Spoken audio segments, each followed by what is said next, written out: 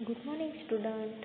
તો આપણે લાસ્ટ વિડીયોમાં જોયું કે રિવિઝનની અંદર આપણે કોમ્પ્યુટરના ઉપયોગો લખવાના, એવી રીતે ક્વેશ્ચનો પૂછ્યો હતો, એક્ઝામમાં પૂછવાનો છે, એવી રીતે તમને પ્રેક્ટિસ કરાવી હતી. યાદ છે બધાને? તો ચલો આજે આપણે ફરી પ્રેક્ટિસ કરી લઈએ અને પછી ક્વેશ્ચન નંબર 3 જોડકા જોડો જોઈએ. તો ક્વેશ્ચન 2માં શું હતું કે કોમ્પ્યુટરના ઉપયોગો, એટલે કે તમને જે ક્ષેત્ર આપ્યું હોય, જેમ કે હોસ્પિટલ, તો હોસ્પિટલમાં કોમ્પ્યુટરનો શું ઉપયોગ થાય છે, એના કોઈ 2 ઉપયોગો લખવાના હતા, બરાબર?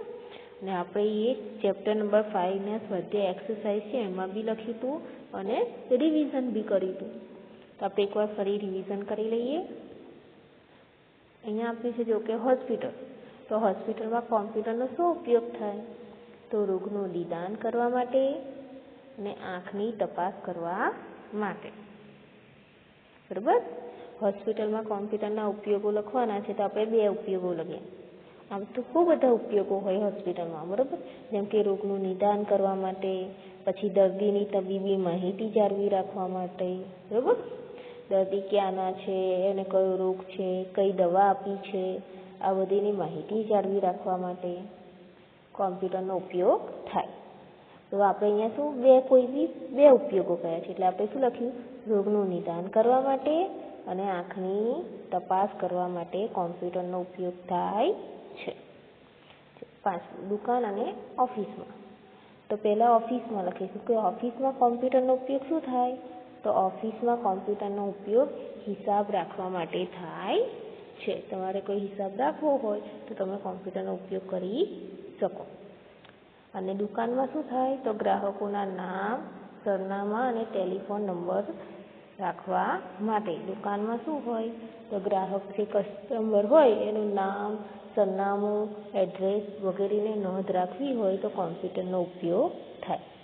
જેમ કે તમે ડીમાર્ટ ગયા હશો કોઈ મોટા મોલમાં, તો જોયું હશે બિલિંગ કરવા માટે કોમ્પ્યુટરનો ઉપયોગ થાય છે. રેલવે સ્ટેશનમાં, બરાબર? હવે આવ્યું રેલવે સ્ટેશન. તો રેલવે સ્ટેશનમાં કોમ્પ્યુટરનો ઉપયોગ શું થાય? તો ટિકિટ અને બુક કરવા માટે તથા રદ કરવા માટે. આપણે જે ટિકિટ કરાવીએ એને બુક કરવા માટે અને રદ કરવા માટે કોમ્પ્યુટરનો ઉપયોગ થાય. ટ્રેન નંબર, મુસાફરીની તારીખ, ગંતવ્ય સ્થાન વગેરેની નોંધ રાખવા માટે રેલવે સ્ટેશનમાં કોમ્પ્યુટરનો ઉપયોગ થાય છે, બરાબર? તમારે ટ્રેન નંબર, પછી એ ટ્રેન ક્યાંથી ઉપડશે અને ક્યાં સુધી જશે, બરાબર? કયા કયા સ્ટેશન પર ઊભી રહેશે, આ દરેકની નોંધ રાખવા માટે કોમ્પ્યુટરનો ઉપયોગ થાય છે. ક્વેશ્ચન 3 જોડકા જોડો. હવે જોડકા જોડોમાં શું છે કે તમારે અહીંયા નીચે તમને જગ્યા આપી હશે, તો તમારે શું કરવાનું છે? આ જોડકા જોવાના છે અને આ બધા જોડકા જોઈ અને નીચે તમારે જોડકાની સામે સાચો જવાબ લખવાનો છે. અત્યારે જે મેં આ જોઈન્ટ કર્યું છે આમ એવું જોઈન્ટ કરવાનું નથી. તમારે શું કરવાનું છે? આ જોડકા છે ને એ આ જોડકા ફરી લખવાના અને એની સામે એનો સાચો જવાબ લખવાનો છે. પરીક્ષામાં આ રીતે જોઈન્ટ કરવાનું નથી. તમારી બુકમાં બી જોડકાને શું છે તો નીચે જગ્યા આપી છે, એમાં તમે સાચા જવાબ લખો છો ને, એવી રીતે તમારે પરીક્ષામાં બી નીચે જવાબ લખવા માટેની જગ્યા આપી હશે. તમારે શું કરવાનું છે? એ જગ્યામાં સાચા જવાબ લખવાના છે. આ રીતે જોઈન્ટ કરવાનું નથી. તો ચલો જોડકા જોડો. એમાં પહેલું છે હાર્ડવેર. તો હાર્ડવેર કોને કહેવાય? કોમ્પ્યુટરના ભાગ, જેમ કે કીબોર્ડ, માઉસ, તેને શું કહેવાય? હાર્ડવેર.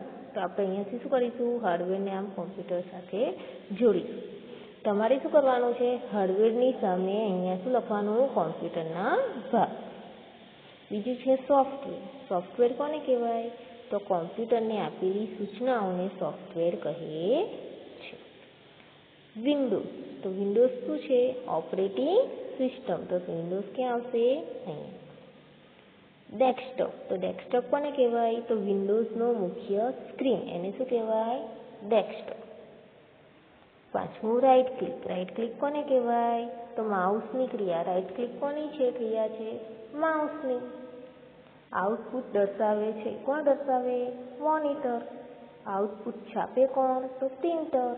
અને લેટર કી ક્યાં હોય? તો કીબોર્ડ. આવી રીતે તમારે જોડકાની લખવાના રહેશે. બરાબર?